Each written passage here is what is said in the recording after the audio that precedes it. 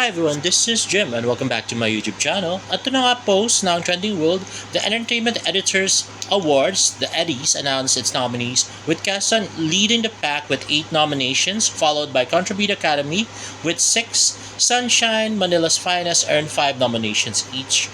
The awards will honor excellence in Filipino filmmaking across 14 categories, with the winners to be announced on July 5. Nominees include Jericho Rosales, Maurice Racal, Barbie Fortesa, Vice Ganda, Chara Santos, Dingdong Dantes, Joshua Garcia, among others. Nice, sana makakuha na maraming awards yung Kontrabida Academy, lalos na sa FAMAS, at yung mga best actress sana, diba? Grabe. Anyway, next ay post ni Mikey Quintos, nothing worth having ever comes easy. Remember that. Barbara Fortesa, always for you, sis. Jude pops the cherry. Love you, Mikey. Sabing gano'n ni Barbie Fortesa. Ayun na nga si AC, Mika, Sasa Girl. At yan na nga, sila din. Ayan si Mikey. Ayan, napaka-pretty si Mikey. Nakita ko na ng personal, guys.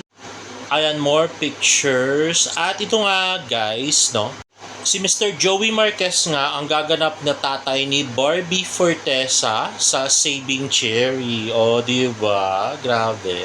Joey Marquez. Hindi nga nakilala agad nung friend ko, pero ako nakilala ko siya agad. At next ay post ni Mika Salamanca, congratulations Barbara Fortesa, enjoy your kiss.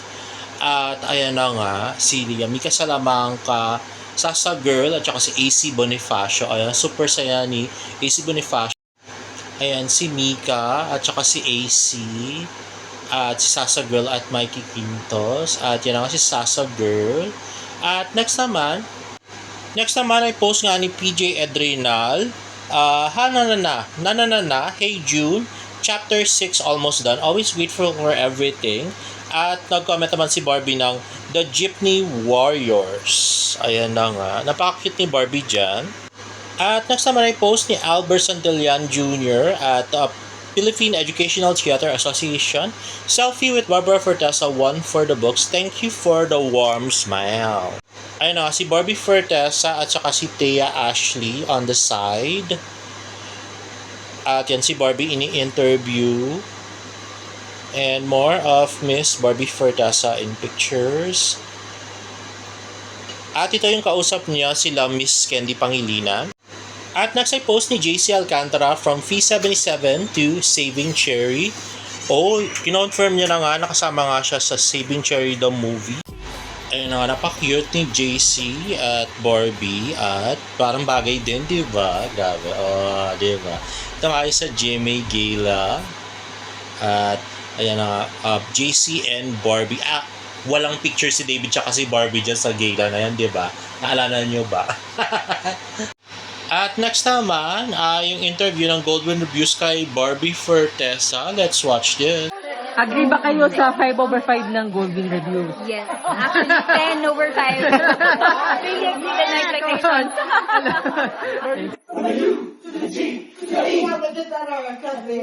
I am Philippine Jackson! Ayun na nga, love nga ni Barbie Fortesa, yung babae sa septic tank, stage play. At next naman ay post ng Marites University, Barbie Fortesa perfect sa comedy movie ng Regal na Saving Cherry. Naku, mukhang tawanan to. Si Barbie Fortesa ang napiling bida sa biggest comedy project ng Regal na Saving Cherry, at base pa lang sa title teaser nito, mukhang riot na ang mga eksena. Ready na ba kayong makita ang ibang side ni Barbie sa big screen? Mukhang may panibagong box office comedy tayong abangan. Oy, wow, sana magdilang anghel sila, Regal Entertainment yung picture. Abangan ang buong detalye at cast ng Saving Cherry, Chika Overload. Huwag magpahuli, panoorin ang newest episode ng Marites University sa YouTube. Let's watch this. Barbie Fortesa, perfect sa comedy movie ng Regal na Saving Cherry. Ayon yan kay Miss Rosel Monteverde. Ang CEO ng Regal. Diba? Yun po, sino ba yun? Ano? Alin? Nakalimutan ko na yung director. Neto? Writer-director Si niya. Ivan Andrew Payawal, yung writer. Ayan. Ang director din ng Game Boys at saka maraming pang iba. Yung ngayon, ano yung Rose? Misbehave. Si Ivan. Okay. Yun. Ay, nagustuhan ni Rosella. Kaya, magaling naman sa comedy rin itong si Barbie. Yes.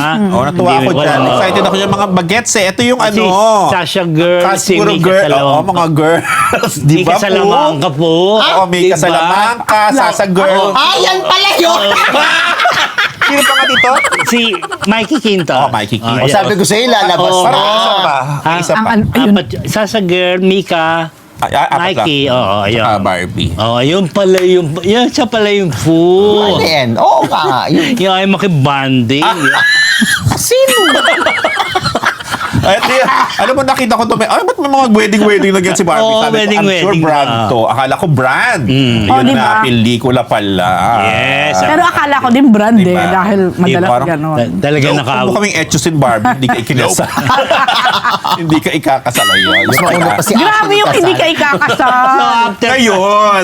Di ba? After Project Baby, yan naman ang ginagawa ngayon ng Regal. Paisa-isa lang sila Yes, sila yung mga bagets. Di ba, tignan natin yan kung may bonding talaga sila mangyayari Ay. dyan, di ba? May question ba sa banding nila dyan? Ay, wala naman.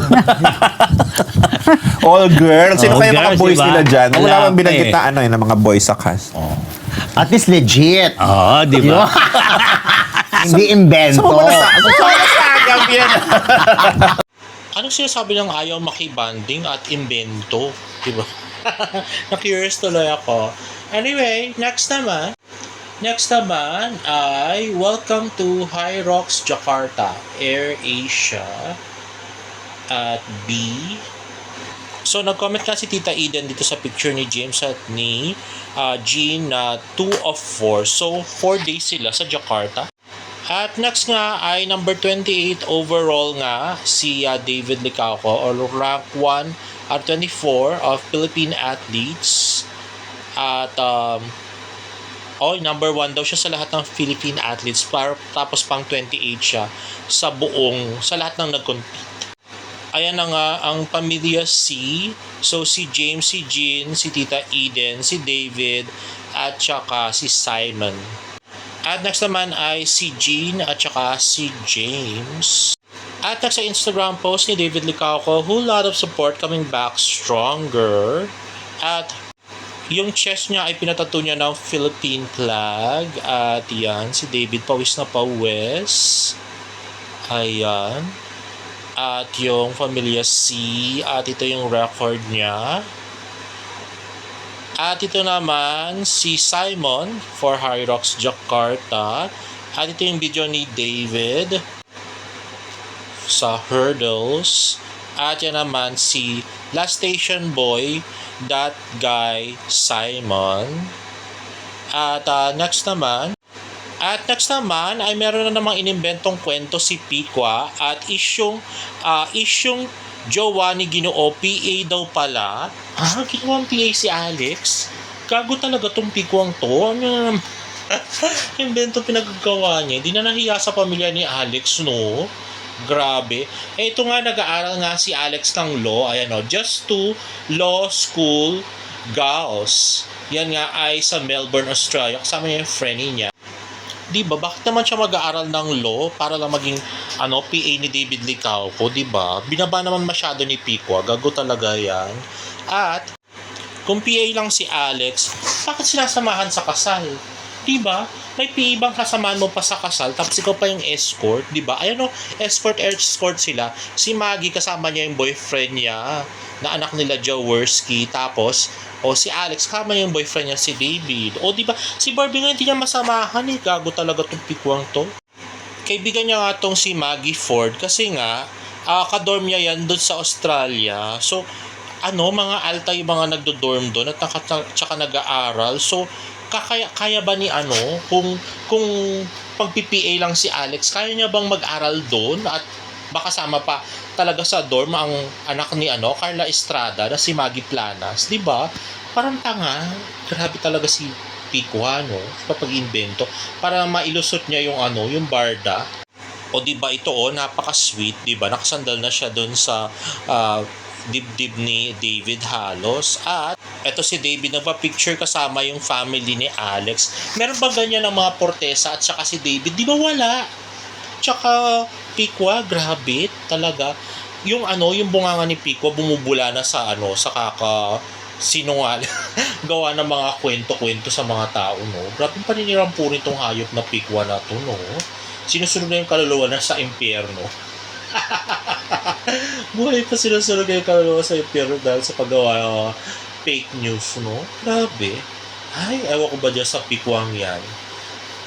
Sa bagay may katapusan din ang lahat. So, abangan na lang natin ang katapusan ni Pikwa. Anyway guys, if you like this video, please give it a thumbs up and please subscribe to my YouTube channel for more updates in the next vlog. Bye!